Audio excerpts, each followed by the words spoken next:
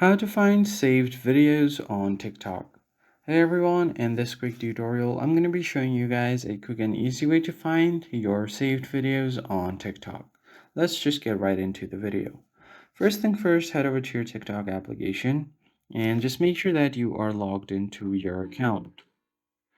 Once you are logged in, you're going to have to go ahead and save a couple of videos if you haven't already saved them.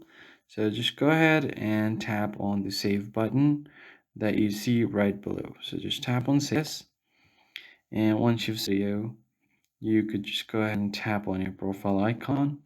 So I'm going to save this one as well. Now tap on your profile at the bottom right, and here you have multiple options to edit your profile, share your profile, and you will see your posts right here. So from here, you can find other stuff like your private videos that you haven't posted yet, and then your reposts, and after that, you have your saved video. So if you don't have the private videos option, then it will be on the third option, and if you have the private videos turned on, then it will be on the fourth. So you can see the little ribbon icon that you find on your profile for saved videos, and here you will be able to see all of the saved videos on your profile.